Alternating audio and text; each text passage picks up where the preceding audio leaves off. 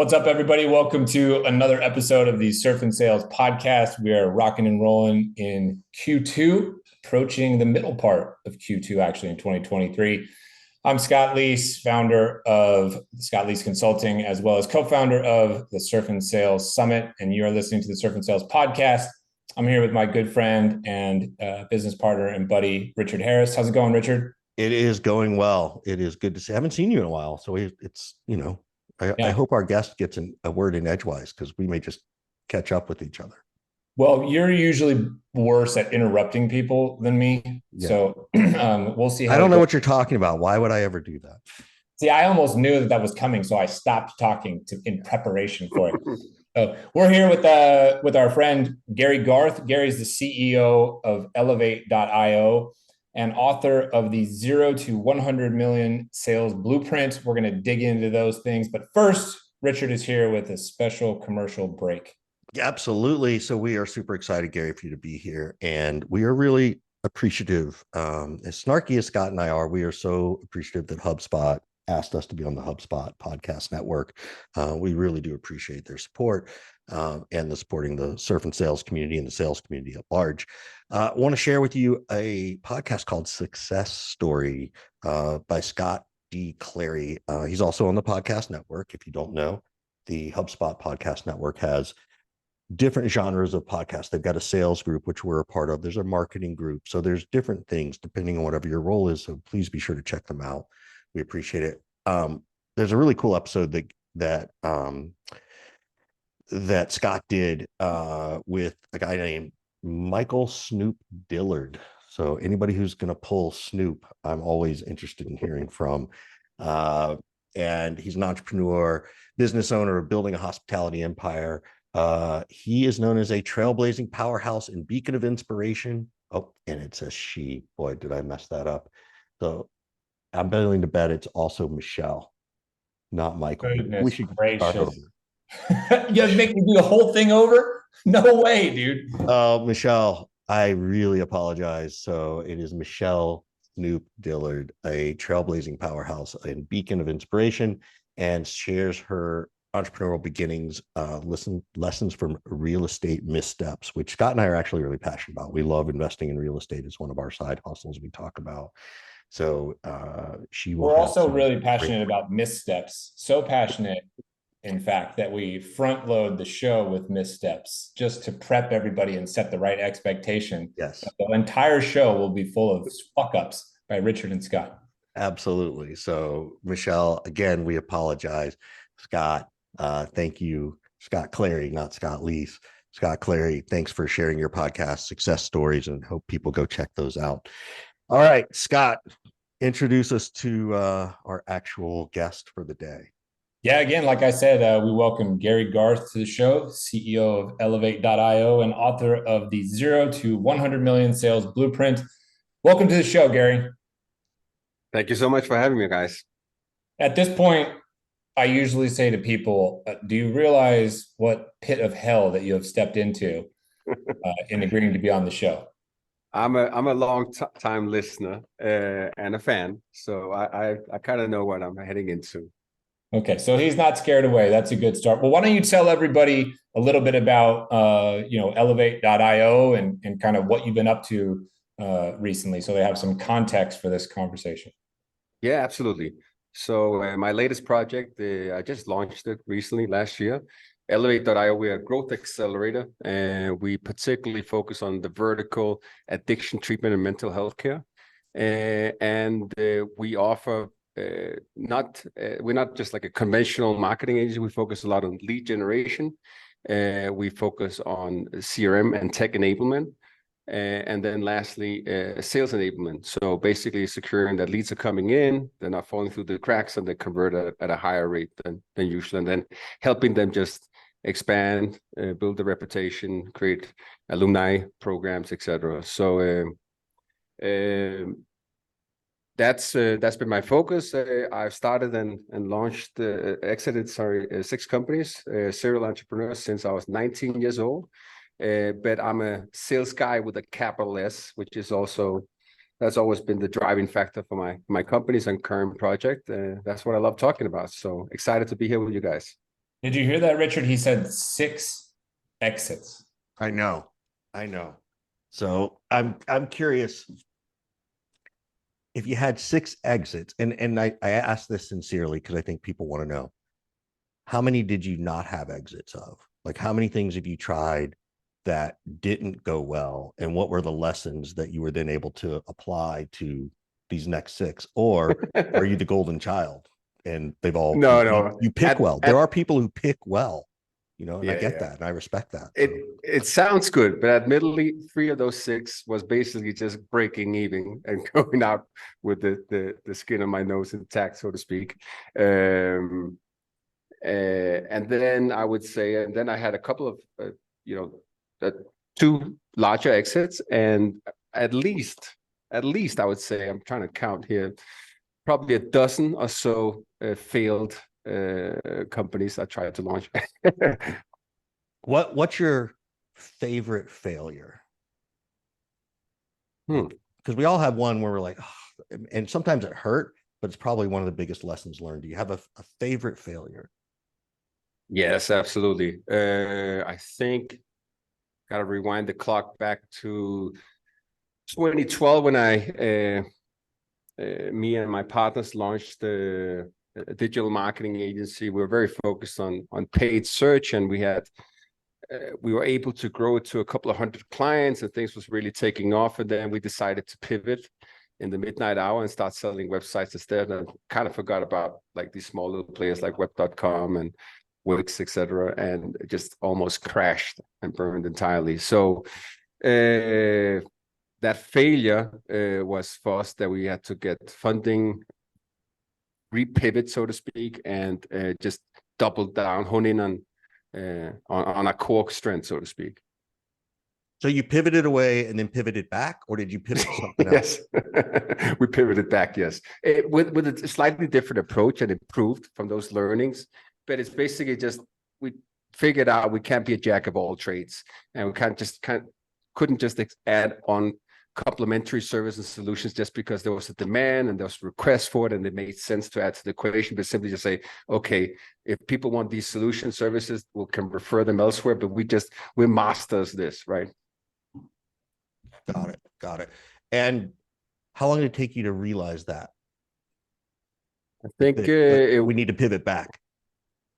It took, I think, about 5 to 6 months, basically letting go about 80% of the staff. My 2 co-founders back then we were living in Central America, Nicaragua. We're talking United States, but we had a large headcount in Nicaragua. So they both moved back to their respective countries, and I stayed there with this little skeleton staff, and then rebuilt the company. Now I'm going to go, what made you pivot? What made you even pivot in the first place? Like, you got a good thing going. You maybe you have this option to like double down on what you're doing, or let's pivot and try and do this. Like, was it just like a couple of people asked and you're like, oh my gosh, new shiny butterfly? Or like, what was it? Well, I think me as a personality, I think I'm always distracted by the next shiny object that looks intriguing to pursue. But there was actually some validity to it because we had a high churn, we had a high cancellation rate. So our thesis was that, as the saying goes, don't let your ads write checks that your website can't cash, right? We had to get the website foundation first because we were targeting so many SMBs that had a subpar website, and we were driving a lot of qualified leads to the website that said we weren't converting. So remember, this is also 10 years ago, so there was not as many options on the table as for website build outs, etc., as there is now, and landing page builders. But we figured it was a great idea to pivot the entire company to that because everybody needed that first and foremost, and then we could upsell them to PPC. Let's say for the sake of argument that Richard and I are about to launch a software company. What are 1 or 2 things that you would say to us as people who've never done this before? Hey, get this duck in a row at the beginning, do this at the beginning. What's like, 1 or 2 real good pieces of advice you would give somebody who's building a software startup for the first time? Yeah, put sales first. It sounds like very simple advice, but what do I base that on? I'm also like a part-time angel investor. I based on my last exit, I took some of that money, invested into different small projects, and I get pitched a lot of ideas, and I'm always amazed about all these hot tech startups and software companies, and they basically have a plan for everything. They've built out a fantastic product and done an analysis of everything else. Then kind of sales is like the last thing added to the equation, right? So I would prioritize building a sales plan, conducting proper market research, mystery shopping of competitors, understanding what's going to be our angle, how are we going to penetrate this, what's the unique differentiators. So you can kind of create a playbook, right? That your first sales hire or yourself can pioneer as a founder. If you don't have that skill set, partner up with somebody that can help you craft it and deploy it so it can be executed properly. Because we all think and I'm preaching to the choir here, obviously, but we all know companies that, have not been world-class at marketing themselves, but they had a great solution and ultimately didn't work out, right? Yeah. What about this put sales first kind of message, moves from like having a really good plan and a way to execute it to culturally speaking, like inside the company, there's a particular amount of respect or the type of treatment that salespeople get. I mean, this is on, I think, a lot of people's minds because there was a company and a founder who had arguably a really big misstep about a week and a half ago. And, got a lot of negative backlash for it. And all sorts of stories have come out that have said like, it's always been a hierarchical thing where product and engineering is really valued in the company and salespeople are not at all. So how would Richard and I in this hypothetical software company, like what's one thing that we could do to show respect to the role and the profession beyond just like have a plan for selling the product? I think it's as I put it, in my book, it's about having good cross department collaboration, securing that sales is this first and foremost sales and marketing alignment, right? So it's consistent, the messaging, but also having sales properly understand the product. It's almost I feel sometimes, there's always like you got SDRs, AEs, and then you have sales engineers, right? That can answer all the questions. Why not equip the majority of the team with the skill set, the know-how to conduct proper demos or troubleshoot, etc. So that would be one element. But also, I mean, putting sales first is like, just like the popularized concept of MVP, like really go out and try to start pitching it at a beta level instead of just launching and try to get funding and then try to go out and penetrate the market. That's something that I've always been fortunate doing. And for instance, in my last company, we were very direct sales focused. And we had thousands of clients, but we came to a point where we had to pivot again. We had some targets, contractual agreements, etc., with publishers like Google and Microsoft, and all of a sudden we seen the same support as before. So we were running out of cash flow was down, and we had to make some drastic moves. And back then we figured, hey, what about channel sales? What about enabling other marketing agencies to sell for us? And instead of just going into analysis paralysis and creating a solution, how it's going to look and so forth, I went into my corner office and I picked up the phone and I started calling some agencies, and I had an idea in terms of what would the solution look like, and I started pitching it. And there was one that said, this sounds damn good. This is perfect, exactly what we need. Our PPC director just quit. The timing is great. How do we get started? Let me send you over a contract. So I got a contract, and then I went down to a fulfillment department. There was like 80, account managers, account specialists, and I dropped the contract, say, let's get to work. And it was like, what the heck are you doing? You're selling a product that doesn't even exist. And how are we going to about X, Y, Z? And my notion as a salesperson was like, listen, I'm bringing revenue to the table.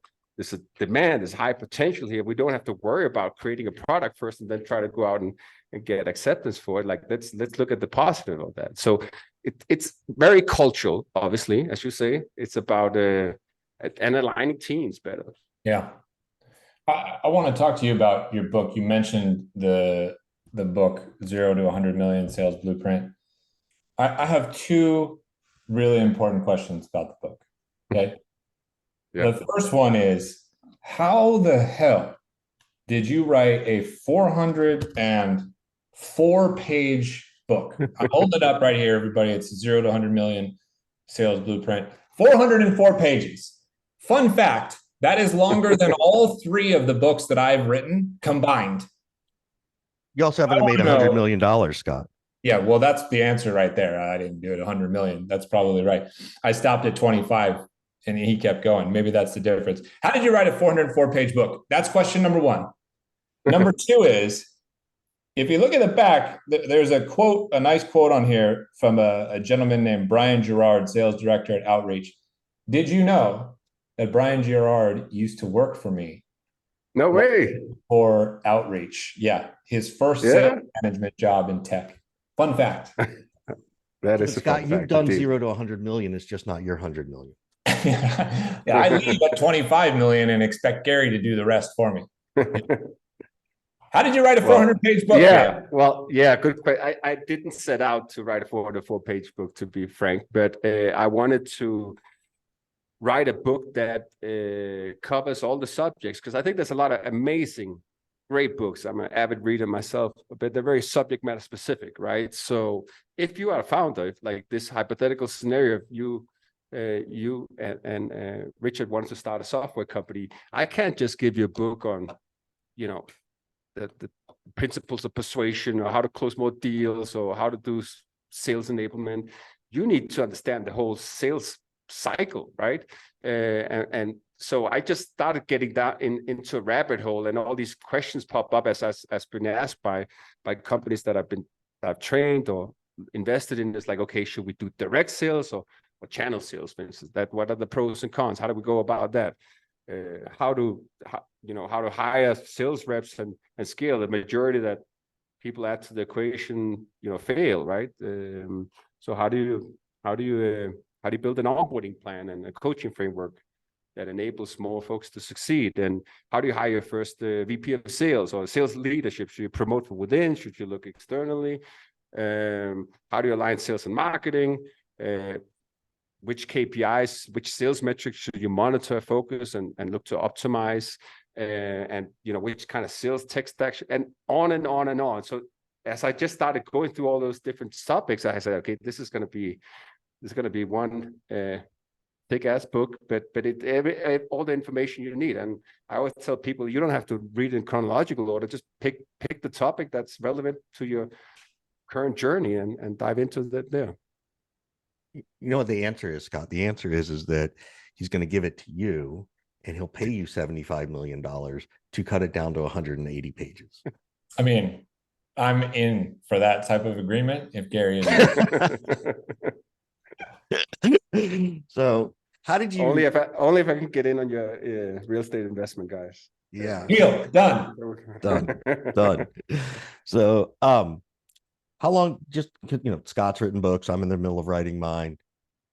It's an albatross, man. It is huge. How long did it take you to write this book? A year. Okay.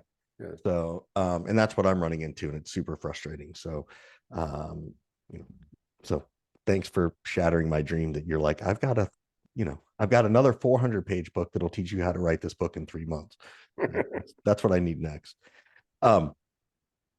Gonna shift entirely, right? Like, are you still in Colombia? Is that where you're based? Yes, sir. I've been here for 2 years nearly. Yeah. So what's it like? And I don't know, do you sell, I assume you sell to the US market. What markets do you sell to for your US predominantly? So, and the reason I'm asking is, what do we need to understand about either selling into a different market, into a Nicaragua or a Colombia or South America or Europe or Australia or whatever, that I think you have this outside perspective, right? You're selling into this market. You're also, it doesn't sound like, based on your accent, doesn't sound like you're a native of, Originally American from US. Denmark. Yeah, So, correct. so Yeah. what are the things we need to know about upping our IQ to sell to different cultures? Oof. I mean, it's a big one, and I've been kicked in the balls a couple of times for that. I actually have a chapter on that as well in the book, in terms of where to outsource, what to delegate for the sales So process talk standpoint. about it. Like, it's okay. Yeah, I mean, this is stuff people exactly. don't know, so might as Yeah, well talk about like it. for instance, like and this is obviously before COVID and this globalized outsourced world we now live in, but it was less. There was, we came to Nicaragua back then. It was 2011, and there was only call centers there, and a high volume of bilingual, talented, underemployed people working in a call center with a marketing degree, which we then tapped into, right? But when you come in with a foreign mindset and a different culture, you could, in the beginning, I was very, trying to force something upon them, right? The best thing I can recommend people is that if you're selling into a new market, or if you're looking to expand your offering into new markets, just embrace the culture and do not try to change it, right? Like, for instance, here in Colombia, or Nicaragua for that matter, or most other Latin American countries, because I was, as a channel partner with Google, kind of a vision was to try to expand offices and market share into every Latin American country, which was a growth opportunity for them back then. All these countries, for instance, they have a completely different vision on work-life balance. It's like, they really enjoy life, and try to take away a holiday from them, then you will be crucified, basically, right? You can try to throw extra money at them, and you can say you have to come in, clients come first, and clients are king, and here's the culture, and here's our values, and give them the full spiel, and they will basically just say, fuck you, I'm out. I need to be with my family here. And if there's a holiday, for instance, on a Sunday, they move it to a Monday, for instance. So you kind of just have to adapt to those kind of things first and foremost, right? But with that said, I love it. I love every part of it. I embrace it now. I don't try to, twist people's arms and change, and just say, okay, what's the good things about this, and how can we leverage that and make it a win-win scenario? What level of training do you have to give to them to understand how to actually sell into a US market? Or is sales, right? Well, most of my sales client-facing staff is expats, right? It's a lot of expats here in Medellin, Colombia. The reason I'm here is that they have this vision of becoming the Silicon Valley of Latin America. And this was back in 2016 when I lived in Miami with my last company, last project. One day, just this organization, Pro Colombia, came and knocked on my door. It's like, congratulations on, we were like, at that point, Inc. 5000 year 3 or something like that. Then you get on all these lists and cold calling. Everybody wants to sell you something, right? So they were like, why don't you guys come to Colombia? And I was like, yeah, why not? So I came down and checked it out, heard about all these tax exemptions and benefits. They just want to try to cultivate tech companies here. So there's a ton of talent, but there's also a lot of expats that want to come and work here. So it's not a challenge for us in that sense, and there's a lot of very smart people. I mean, it's just not the same favorable setup as it was maybe if you rewind the clock 10 years back, because everybody can work remotely now and take a job for whichever company in the world. But there's definitely still advantages to it. That's really cool. I like that. So I got to take a quick commercial break, but don't go anywhere, everybody, because I get to read it live. And let's see if I'm going to look up surf spots in Colombia while you do that. Yeah. Yes, so sir. Scott's because then we're going to grill you and see how much you're surfing these days. So, again, want to give a great shout out to HubSpot for putting us on the HubSpot podcast network. Please check out the other shows that are there. And this is something they put together we want to share with everybody, because we know that everybody's under pressure right now. More leads, more deals, do it faster, do it with better insights, all that kind of stuff. And, in some cases you might be doing with less. And so the point of us bringing this up is that HubSpot's not just any CRM. It's obviously easy to set up. It is definitely easier, has more intuitive use, and it's very customizable. And that's where, you're looking for HubSpot CRM. It's easy for everyone to use on day one. It helps teams be more productive, drag and drop your way to attention grabbing emails and landing pages. Scott, I'll have to teach you about drag and drop later. I know you're a little technologically challenged. You can set up your marketing automations and give away every contact the white glove treatment that they deserve, so you can actually democratize your engagement with your own prospects and customers. So they've also added AI. So they have a ton of content assistance to help you write the right messages that will approach Scott in a way that he wants to be approached, which is actually never, but let's see if this will work for you. It's really cool. So please check out the HubSpot CRM. We really, really appreciate their support. And there's a link in our show notes to it as well. So, all right, Scott, back to you. I found at least a half dozen spots in Colombia that are worth exploring. I want to ask Gary a little bit about partner and channel and affiliate sales and this type of thing. This has been on my mind a lot of late. What is the main thing that people get wrong about building out some type of channel sale like this? Good question. Sales enablement has to be on fucking steroids, to say it the least. Just partnering up with companies and having an offering that complements with your solution is just not going to cut it, right?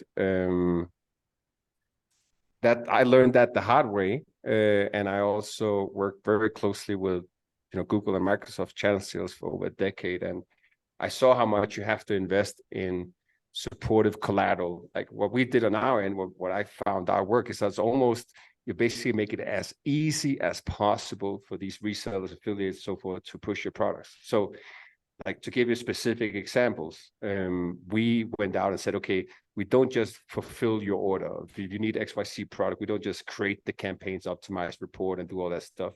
You have an opportunity, we'll create the proposal for you. We jump on the call and pitch it with you, right? You need a pitch deck, you need data, you need any market research, we'll equip you with that too. You have to also, align objectives, everything from incentives, make sure that there's no conflict there.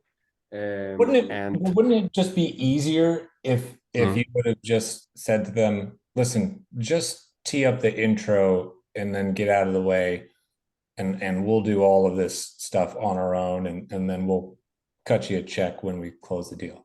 No, I don't think so, because most resellers, they want to own the client relationship, right? So that's the unique value, and that just adding.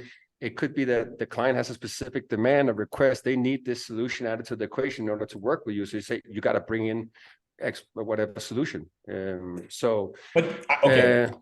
devil's advocate, hear me out. I get that the reseller wants to own the client relationship. Okay, I get that. But here's what I also think, and I'll be curious to hear your opinion, and maybe even Richard's too on this. It's 2023. Maybe Richard's. It's 2023. Companies don't own client relationships anymore. Individual sellers own those relationships. Individual customer success people own those relationships. Those individual contributors bring those relationships with them from one company to the other. I'm not sure a company actually owns the relationship anymore. I don't disagree. You're allowed to disagree if you want. But imagine throughout a sales process, and now we just pitched the client, and here you go, Scott. Now you're going to go into a new discovery process and ask questions that they already answered. Or I provide you with a sales brief document, but take it that most reps don't fucking read anything. You're going to go in and start asking questions and start all over again. So it just gives you better control, I would say, in that sense. Yeah, I agree, and I understand that desire from an employer perspective. They want that control. Richard, do you think that they're going to be able to hang on to that level of control beyond 2023 and beyond? I think the challenge might be, Scott, is from my knowledge of you, is not really having worked with professional reseller organizations that exist. So let's say, which is different than like what you're doing with GTM United, where you're paying out referrals to bring other people in. That's simple. It's almost a B2C play. When, in the big reseller world, there's this Gary Garth reseller, and he has these clients, and they come to Gary because they want to purchase their computer, their Microsoft Windows, their monitors. They want to purchase all this stuff in one place, right? And as it gets nuanced, when it happens with software, then there's this opportunity for, Scott Leese software to come in, but Gary's probably not going to give up that big client. And so it's a question of how do you find the right way, Scott, to leverage, for each of you to leverage each other, and for Gary to build that trust. Now, to your point, Scott, if I own the relationship with this other client that Gary wants, then that's a slightly different game too. So it's a different complexity model than just sort of the basics. Yeah, I do like Scott, but let's say I work for Gary's reseller company, and Gary, right. you can answer this one. This is a healthy debate. Let's say I work for Gary's reseller company, okay, and I do really right by this particular client for years, okay, and then I leave Gary's reseller company for whatever reason, and I go somewhere else. Don't you think that particular seller in 2023 and beyond is going to reach out to that client on behalf of their new employer and try to— Absolutely, as they should. But that's what I'm saying. Like, I feel like the seller, individual contributors, have more power than they ever have before.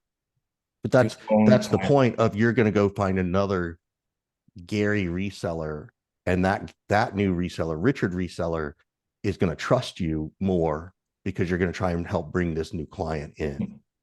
So I think there's room for both, and it's absolutely worth experimenting. There's just a lot of that political bullshit, Scott, that you and I don't like when you start to get to this larger scale of things, right? A lot. Yeah. Well, what do you think, Gary? This is your arena. I love channel sales. I think most companies should take advantage of it. There's a lot of opportunities, and I mean, if you get it right, you can scale faster. We all know it's challenging to build a direct sales, inside sales team. Holy shit, right? That's where you got all the gray hair and your beard probably, right? Or my beard as well. I mean, it's just inevitable. It's a fucking headache. It's also, and Yes. but not saying that there's implications with channel sales as well. Obviously, I mean, it's less margins to some extent. You're putting your brand reputation at stake. You don't have control of the pipeline or the sales process because you're giving it to somebody else. They're in control. You don't have that same influence. But at the same way, if you get the incentives right, if you get the right people on board, and if there's some synergies, like so you cross sell into new markets, new regions, and then you're able to effectively enable them to sell, holy shit, it can go fast. And I know that for a fact, because let's look at the biggest companies. They're all channel sales, right? What about your friends from HubSpot? They're all about channel sales. Google, the predominant revenue I know for them was channel sales. That has always been Microsoft, etc. I think I'm going to interrupt because that's what Scott says I do. That how long does it take to properly build a good channel? Because I think it takes 2 years, and a lot of companies don't get that, or they don't want to wait that long. What is you probably built more of them and know them better than I do. What is your opinion? How long does it take to get a good one going? I would say I would concur. It would take a couple of years. Unless, for instance, you've already been, you had a successful direct sales model, so you know all the ins and outs. You know exactly how it should be sold, all the pertinent metrics, KPI, everything you need to establish. You have a ton of sales collateral that you can refurbish, so to speak, and enable sellers with that. Then you can maybe shorten it down. But there's still a lot of internal processes, a lot of key roles and hires. You got to go out and recruit partners. It's not a short sales cycle. It's got to fit in with their agenda, their roadmap, their plans. So yeah, I would give it a couple of years to gain traction. So Scott, I want you to do me a favor, grab his book, and in a second, just read out a couple of the chapters, titles of the book, so that people understand what's in there. Like, and Gary, while he does that, what chapter of the book is channel sales? Just so can I give you a fun fact now after you said that commercial break with HubSpot? Back in 2016, with my last company, we had the HubSpot marketing module back then. And my partner was at Inbound in, I think it was Boston, for the annual conference, right? Right. And we're just launching now the sales CRM beta, right? Beta with a big B. And my partner Andrew, he called me to help us because we loved the marketing platform. We used it at my last company, and then he said, and me, let's get it right away, sign up.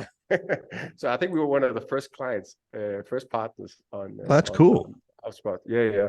So here's listen to my favorite chapter titles, Richard, since you asked for this, while Gary thinks of a question to ask us. Chapter 2, I got 99 problems, but sales ain't one. That's pretty funny. I like that one a lot. What about in God we trust, everyone else bring data? This is good. That's pretty good, right? There was one more I wanted to say. Oh, outsource and delegate, but never the heavy lifting. Ooh, that could be a good topic in general. That's a really good one. This is cool. Whenever you guys want to have me back, I'm ready. Oh, we're ready. We're ready. So what questions do you have for us? This is how we sort of wrap up the show. Anything you would like to ask us, or we can talk more about your cool book? Absolutely. There's a couple of things I have in mind. So let's say in a scenario, I'm gonna just talk about my specific scenarios actually, so I'll get your input. You have a total addressable market of about, say, 10,000 companies, very niche, vertical, specialized. At which point would you look to expand, target other verticals or so? How deep would you look to penetrate before you look to expand, or would you stay on course? Really good question. I'll speak. You want to go first? No, go ahead. So it depends on how you're defining that first vertical. In my opinion, a startup, let's call it Series A, even Series B, really should only try to go after 3, maybe 4 verticals total, right? And the key is to get to the use cases for those verticals. Meaning what pains are being solved, not what you do for them, which are very similar but very different. To that point, I think what you do is you have to go deep enough to be valid in the marketplace, beyond product market fit, to really own that vertical. And then the CEO has to do the exact same thing they did back with the first vertical. Go and start talking to new customers. Go do the exact same thing. Start from square one. Pretend you don't even have a CRM. You don't even have a sales process, because maybe the process is going to be different. And so what I see happening is, I think someone just wrote about it too, that and the indication of that will probably be when I have a head of sales that I can trust and a team of salespeople I know can go do it. That's when I'd start to explore the next vertical as a leader, and not get sucked into all these other meetings. And there's no specific line, but that to me is an indication of when do I look for that next vertical. And again, when you go to that next vertical, I would do the same thing I would have done in the first one. I probably give it away to 3 clients free in exchange for their feedback and case studies. And that's how I launched the next vertical. Anyway, Scott, I don't know. What do you think? Well, I'm going to attempt to give a little bit more scientific, data-driven answer since I just read this chapter that said, unless you're God, you have to bring data to the table. So I'm going to try to bring data to the table. Now, granted, I don't know anything about the product or the price point or anything like that. But what I was thinking is like an average SaaS product of like $50,000 a year. Okay. So you said there's 10,000 prospects in the total addressable market. So the first thing I thought of is 1%. 1% of 10,000 is 100 paying clients. 100 paying clients at 50K per year is $5 million. You get to $5 million, you can expand.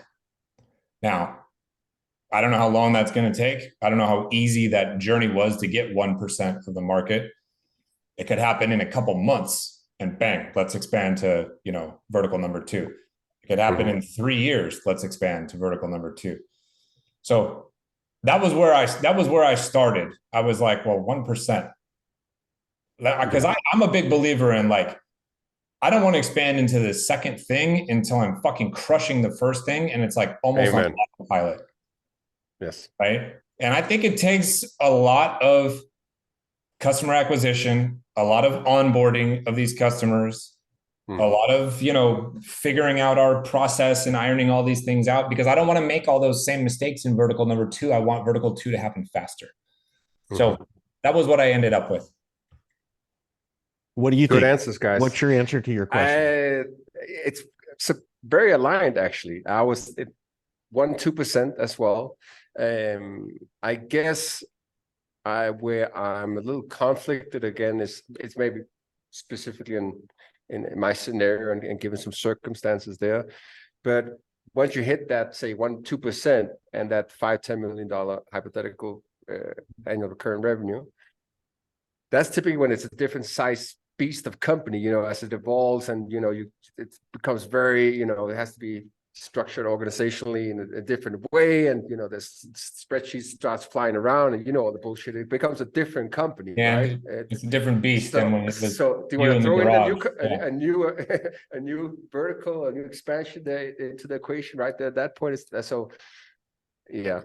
so I don't have the answer. That's why I wanted to ask what but I think we're on the same page there. It's a great question. It's a great question, and something that all of my clients, ask about, and I have these conversations with them every day. Yep. To Richard's point about, don't go after more than, I think he said 3 or 4.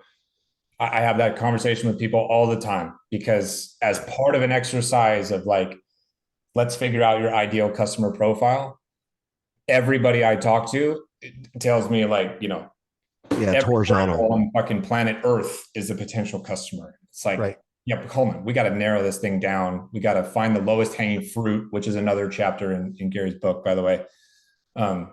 So yeah, narrow it down. I'm a big believer in like, narrow it down, get like myopically focused, trying to find the low hanging fruit. Scott, do you agree? Until it's easy. Yeah. Would you say that 3 or 4 is too many? And granted, it could be. I think 3 or 4 is too many at the very beginning. Yeah. That's what I was going to say. Series A, pre-seed, you got to get 1. I agree. I would agree with you. I wanted to make sure. It depends on like what the product is potentially, right? But, for anybody that's like a kind of verticalized platform or services kind of play, it's like, if let's say we sell to accountants, okay, then I'm not moving off of accountants to start selling to insurance brokers until I've got like 1%, 100 clients basically in Gary's kind of model. I like that 100. I'm not selling to 3 or 4 different verticals from the jump with everybody. I'm not doing that. Yeah. Smart. I can support that. So look at that, Scott. We got to the end of our 500th episode and I can finally support something you said. Well, it's like it's an anniversary moment. Good job. I think so. We did it. We made it. Hey, thanks so much, Gary, for being a part of the show, man. Where can everybody find you and stay connected? Yes, thank you again so much for having me. Go to elevate.io or my website, garygarth.com. And while you're there on my site, I do have a special offer for all the hardworking sales reps and entrepreneurs, solopreneurs trying to crack the code on sales. If you go to my website, you go to the book section, you type in the coupon Surf and Sales. Throughout the checkout process, you're going to get this 404-page bad boy discounted from $30 to $0. Wow, look at that. Yes, sir. Jump on that, everybody. I've got the book. I've been playing around with it. There's some killer stuff in there. You heard Gary talk. He knows what he's talking about. Killer offer, free book. Get on Gary's website. Use the code Surf and Sales. Educate, get better, all that good stuff. That's awesome, man. We appreciate it. Thank you so much. Richard's going to put all that in the show notes because apparently I don't know what show notes are. I need someone to call and tell me how many links am I allowed to have in my show notes? How many are too many? Am I supposed to have 1, 4, 12? I don't know. You're asking the wrong person, man. I know. So, all right, man. Gary, this has been awesome, man. Looking forward to it. I hope we get to see you in November at Surf and Sales in Costa Rica. I mean, you're closer than we are. I've lived 7 years in Nicaragua, went to Costa Rica all the time. Yeah. Believe it or not, I just kept failing at surfing. So I'm sorry, I can't. You don't have to surf. Listen, you can take the guy out of Denmark. You can't take Denmark out of the guy. Yeah. All right, Gary. Thank you, man. I'll be there with bells and whistle on. Thank you so much, guys.